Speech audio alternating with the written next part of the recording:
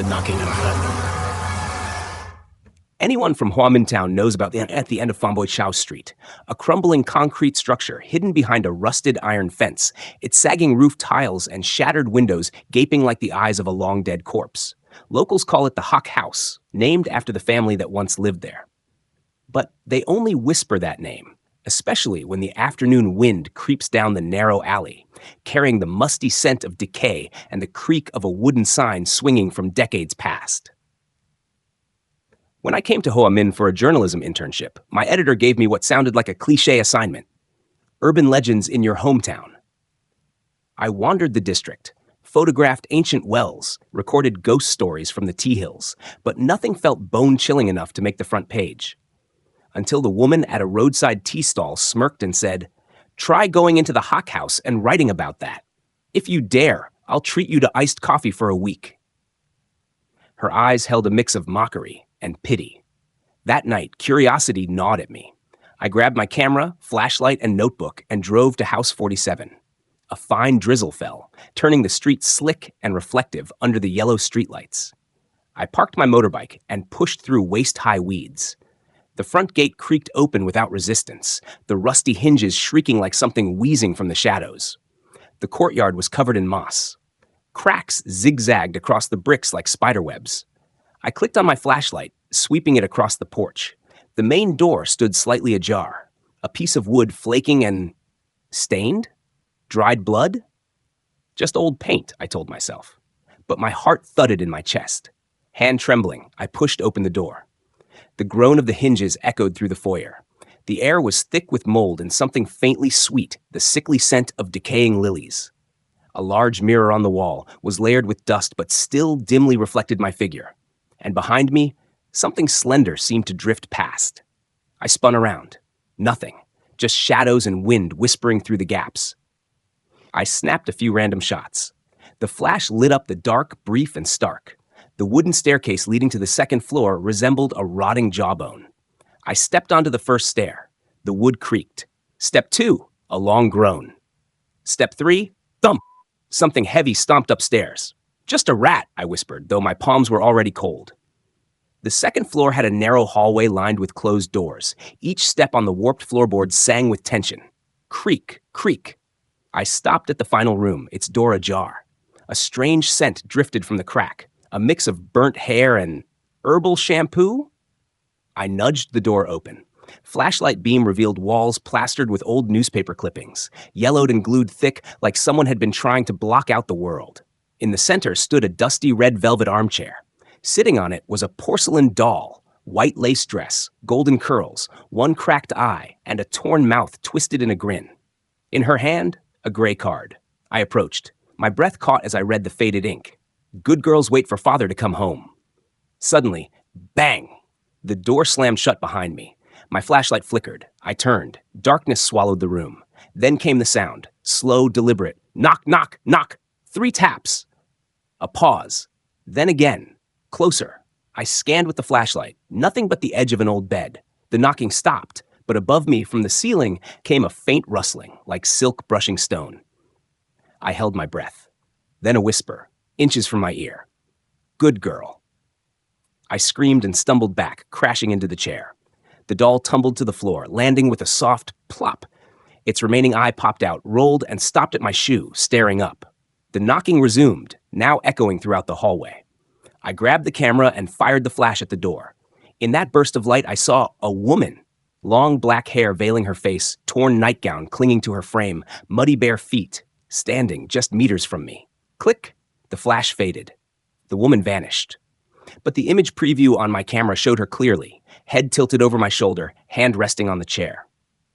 I dropped the camera. My throat tightened. No thinking. I flung the door open and bolted into the hallway. The knocking followed, faster now, chasing me. I threw myself down the stairs. The 4th step gave way.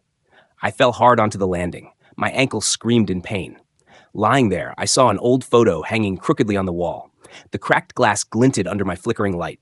The photo showed a family of 3, stern father, long-haired mother, daughter clutching a doll, all smiling. But their eyes had been scratched out. Beneath the frame, someone had carved, "Refusal is betrayal." Blood chilled in my veins. The knocking stopped. Silence fell. Too heavy, too intentional. I staggered toward the front door. The knob wouldn't turn. Locked. Panicking, I turned to scan the lobby. Nothing. But muddy footprints, child-sized, trailed from the stairs into the kitchen. I followed. Inside, the kitchen reeked of rot. The old fridge door hung open. Inside, sitting on the top shelf, was a ball of hair, matted, clinging to a patch of scalp. Still wet, I lowered the light to the floor. 4 words had been scratched into the tiles. "Don't leave me." From the sink came a drip, drip, drip. I swung the light toward the cracked mirror above. No reflection, not mine, but behind me, the doll, perched on a stool, smiling. I turned. Nothing, but her giggle danced through the walls.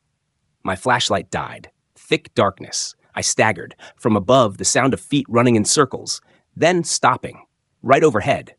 Suddenly, crash! The mirror shattered. A shard embedded in my shoulder. I screamed, reaching for the emergency trapdoor I'd heard about in colonial houses. My fingers found cold metal hinges. I pushed. The door creaked open, revealing stone steps descending into a pitch-black cellar. No choice. I ran. The knocking pursued me. The basement stank of mildew and blood. Low ceiling, stone walls damp with something slimy. At the far end, a wooden coffin covered with white cloth, its lid ajar. On the cloth, embroidered words. "Good girl?" I backed away. At the stairs, the woman blocked the path. Her arms opened wide, hair draped like curtains. Behind me, the coffin creaked. Blood spread across the cloth, forming new words. "Sit still." The lid flew open. Inside, not a body, but a handheld mirror. I looked. My pale face stared back, and behind me, the little girl holding a burnt bouquet, smiling with eyeless sockets. She whispered, "The last seat is yours." The air smelled of burning straw and hair. Fire spread across the walls. Floorboards groaned. From inside the coffin came pounding. Knock, knock, knock! From beneath. I tried to flee, but smoke blinded me. The woman stood unmoving, blocking the only exit. Her white dress fluttered as if caught in an unseen breeze. She began to hum a lullaby and whispered, "Good girl, sit still." They say the townsfolk of Hoa Minh heard sirens that night, saw flames devour House 47. All that remained was a pile of blackened iron. They found a charred camera. Its memory card held one photo, a young man holding a flashlight. Behind him, a smiling doll with pointed teeth. My body was never found. But sometimes, just after midnight, the gate to 47 creaks open again. And the knocking on the floorboards begins once more. 3 knocks at a time, leading curious feet inside. So the house is never truly empty. The Attic Diary.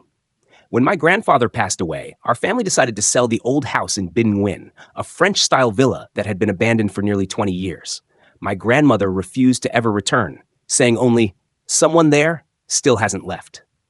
As an architecture student, I was fascinated by old homes. I volunteered to stay a few days, take photographs, sketch, and prepare the listing. Of course, I didn't believe in ghosts. The house sat quietly atop a pine-covered hill. The road leading up was cracked and littered with gravel. From the outside, paint had peeled off in thick patches, and moss covered the rusting balcony. Inside, it was unnaturally cold, despite being summer. The air smelled of damp wood and something faintly like old wax. I cleaned up the ground floor and set up a small tent in the living room. Everything seemed fine until I climbed to the attic, once the bedroom of my aunt. The attic door creaked loud and slow. Dust swirled in the beam of dim sunlight cutting through the tiny window. In the middle of the room stood an old desk covered with a white cloth. On it lay a brown leather-bound diary, tightly wrapped in red thread and sealed with wax, stamped with the image of a closed eye. I picked it up, curious. Despite the dust, the book itself was pristine. I tried to open it, but the thread stung my fingers with cold. It was too tightly wound to break. I slipped it into my backpack, planning to open it later. That night, I awoke to the sound of soft footsteps, barefoot on old wood. They stopped right outside my tent. Then, a girl's voice whispered gently, "Don't open it. Don't remember." I shot up, but the room was empty. The diary was no longer in my bag. The next morning, I found it back on the attic desk. The thread had been cut. The first page lay open, a single line written in neat black ink. The day I disappeared. 1411, do not forget. I didn't understand. No one in the family had ever mentioned someone going missing. Page 2, a rough sketch. A little girl tied to a chair with red thread, her mouth stitched shut, eyes wide open. The following pages grew more frantic. Repeated phrases, symbols, the handwriting becoming more distorted. On the last page, the handwriting changed entirely. Memory is a prison. Whoever remembers will remain. On the third night, I dreamed of the attic glowing with light. My aunt, as a child, sat at the desk, hands bound in red thread, whispering, "The eye won't let me leave." I jolted awake, drenched in sweat. Beside me was the open diary, the blank page now clearly written. Next name. The line beneath was empty. I fled the house the next morning. But no matter how far I go, every year on November 14, I dream of the attic again. And the diary keeps writing. The latest page says, next name, Win Min Hung. The Green Brick House. When I was 18, I returned to my mother's hometown in Phúc Lam after finishing the university entrance exams. It was a small, poor village in the middle of a vast, empty plain. Few people lived there, and there were fewer sounds. I wanted to escape the suffocating city and find peace. But what I found in Phúc Lam was a fear that would stay with me for the rest of my life. On the path from my grandmother's house to the market, I always passed an abandoned house. The only one in the region built from green bricks, a rare material you no longer see. It stood in the middle of an overgrown field, moss covering its facade, shattered windows like broken eyes, and on the rusty iron gate still hung a weathered wooden sign. Do not enter after sunset. I asked my grandmother about it. She became stern. Go wherever you want, but don't set foot there. The last person who went in was Mr. Su. Daytime too, and he never came back. I thought it was just one of those local ghost stories meant to scare kids. But one rainy afternoon, lost in thought, I found myself standing before the gate of the green brick house, unsure how I got there. The gate wasn't locked. My hand pushed it open like it was a habit.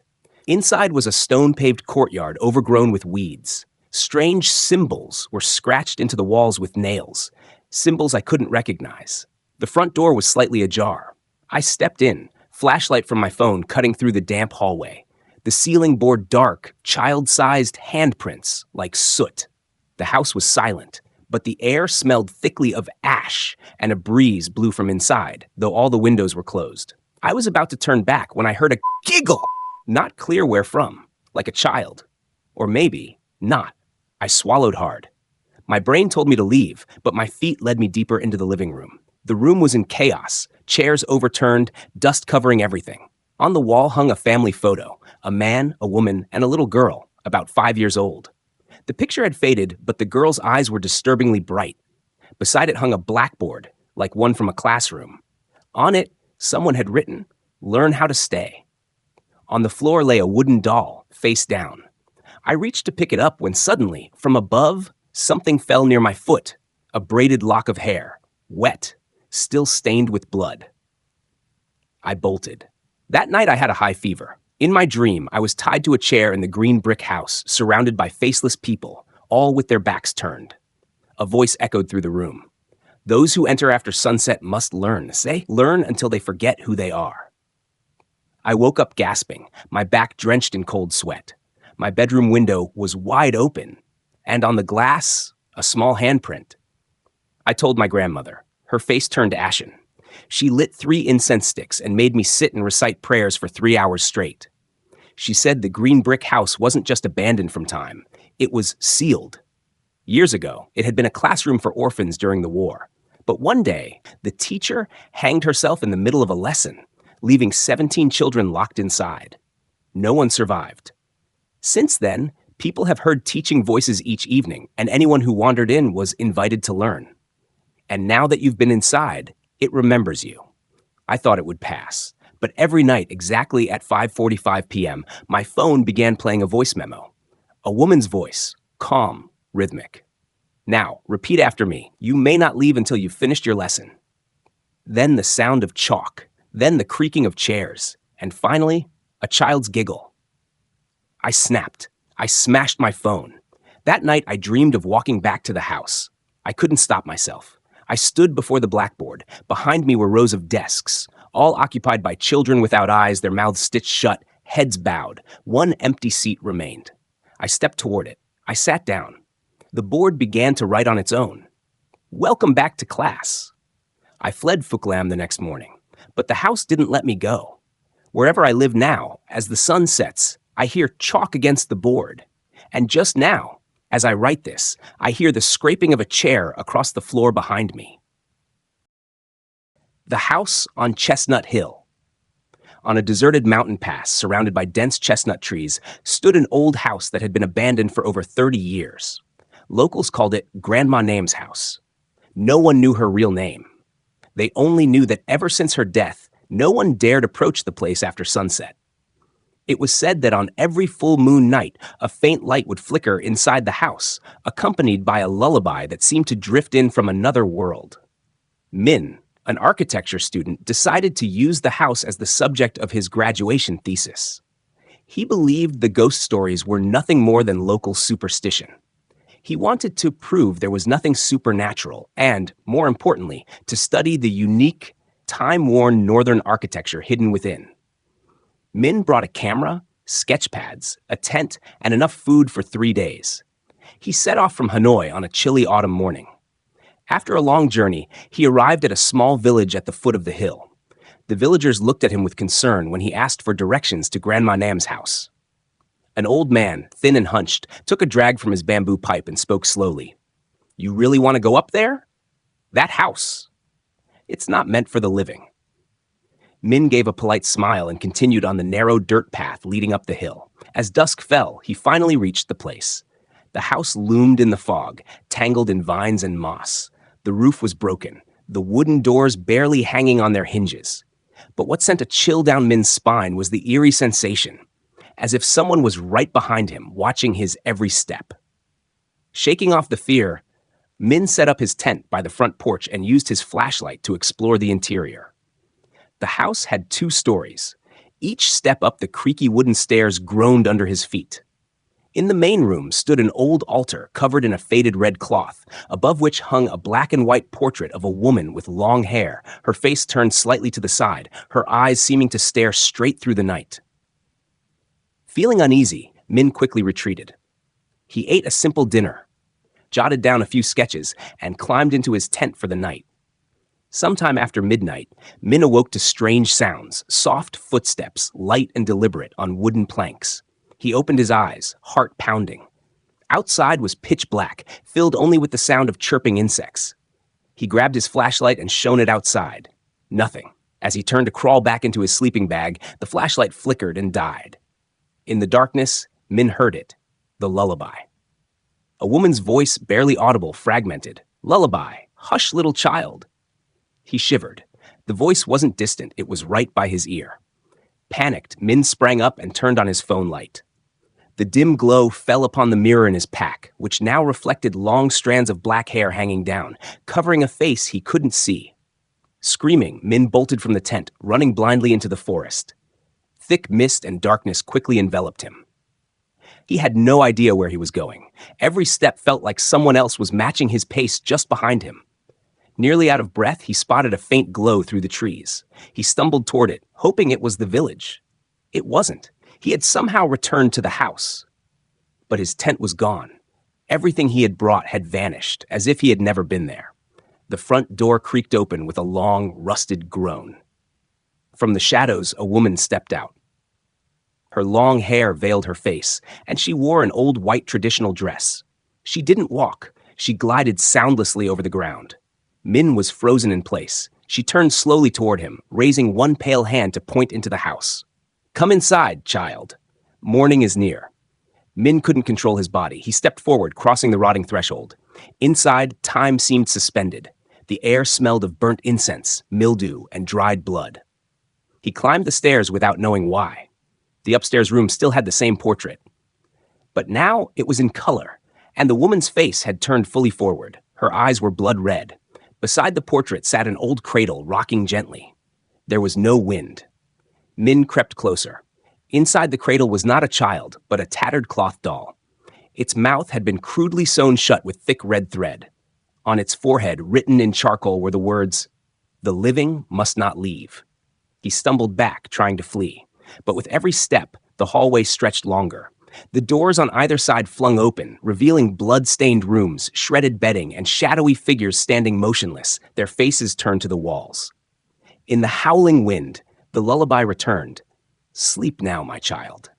A cold hand clutched Min's neck from behind. 2 weeks later, villagers ventured up the hill. They found the house half collapsed. Min was never found.